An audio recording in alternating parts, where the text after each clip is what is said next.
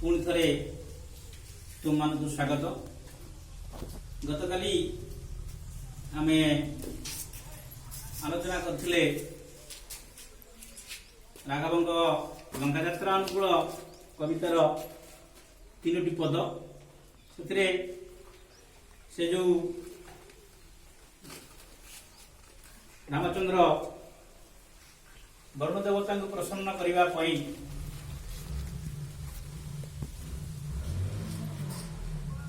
कुशसज्जार शयन करते अनशन कालातीपात करते कही जो नल संबंध से नल विषय संक्षिप्त भाव तुम मान कहि नल होती जड़े रामचंद्र साहाय्यकारी साहाय्यकारी बानर जे कि सेतुबंध प्रतिष्ठा रामचंद्र को साहाय्य करथिले। नल बाल्यकाल जो जहांकर आश्रय जो ऋषि मान आश्रय थिले ऋषि मान जेतेबेले तपस्या करने को जाती सेतेबेले नल तांकर यज्ञर उपकरण गुड़ी को जल को फिंगी दे थाए। तेणु से ऋषि माने बारंबार नलंकर ये कार्य को देखी ऋषि माने नल को आशीर्वाद देले जे ये पिला जहाँ को स्पर्श करिवो सेटा जल रे भासिबो। तेणु भासिले तांकर जहाँ यज्ञर उपकरण पड़ो से पुनर्बार पाइपर यही आशा नहीं ऋषि मैंने देते आशीर्वाद से आशीर्वाद बल नल जहाँ को स्पर्श करुला से जल में भासुला। तेणु समुद्र सेतुबंध प्रतिष्ठा करने पूर्व नल को प्रथम जिते पहाड़ आसूला नल को हाथ में स्पर्श कर से पत्थर को जल में निमग्न करा भासुला। तेणु ये नल को रामचंद्र साहाय्यकारी बोली बंधु भाव में ग्रहण करा जाए। से नलंकर कार्य आज आउ तीनोटी पद नेबा से तीनोटी पद मध्य कवि टिके अन्य प्रसंग को गुरुत्व देइछथि। सेतुबंधर प्रतिष्ठा को सेतिकिरे समाप्त करी से अन्य एक प्रसंग को जाइछथि। बुधे सुन अन्य प्रसंग को दश शिर घर गिला से सुकसा रण करिचार जे विभीषणे कह ज्येष्ठ भ्राता पिता सरी बुझी न बुझी को पिता बाणी पिता करी जे विभूति कुंजुथिलु विभूति भूषणे बड़ पुड़े नमिष रण की कारणे जे ये तीनोटी पद आम नवा। बुधे शुण अन्य प्रसंग को दश शिर कहले दश शिर कहले मस्तक दश कहले 10टी मस्तक जार से लंकाधिपति रावण बुधे माने पंडिते अन्य एक प्रसंग को से गले अन्य प्रसंग थिला ये सेतुबंध प्रतिष्ठा सेतुबंध प्रतिष्ठा परे तांकर कविंकर मनोनिवेश है लंकार अधिपति रावण उद्देश्य से पंडित कहले पंडित मान से कहते आउ गोटे दश शिर अर्थात रावण प्रसंग को आम जा से रावण कौन कला ना बरगिला अर्थात पठेला प्रेरण कला क्या प्रेरण कला ना सुख आउ सारण जे तार दुई मंत्री करी चार जे चार कहले दूत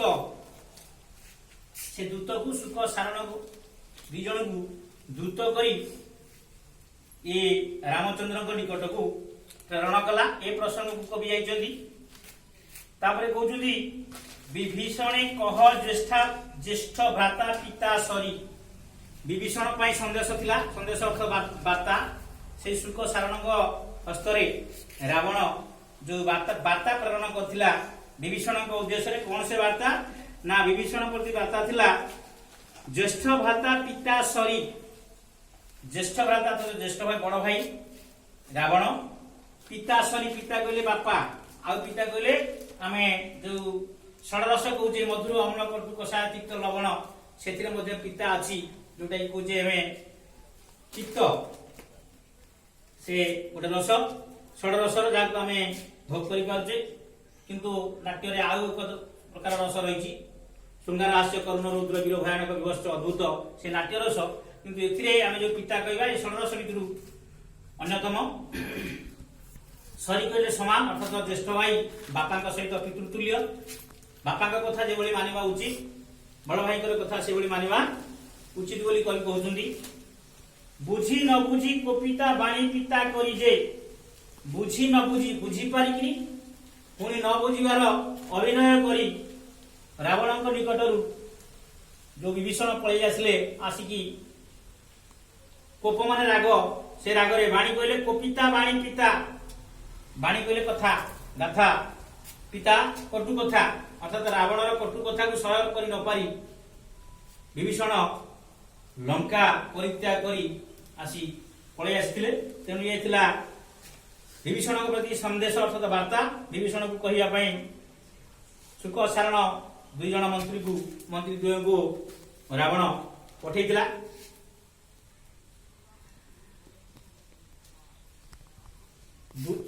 आ गोटे गले तृतीय तापरे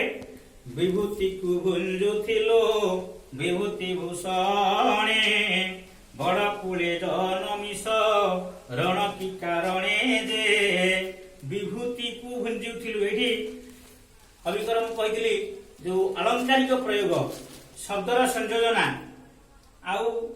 प्रत्येक अक्षर ब अक्षर उपर आधार प्रारंभ होची प्रत्येक पदर प्रारंभ होची ब एठी हम देखिबा पड़िबा तकर अलंकारिता एवं शब्द संयोजना किभଳି भाବରେ रहिची बुझी न बुझी को पिता बाणी पिता करी जे माने बाणी बाणी बाणी पिता और पिता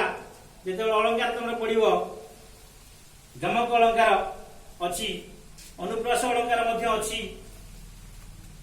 एठी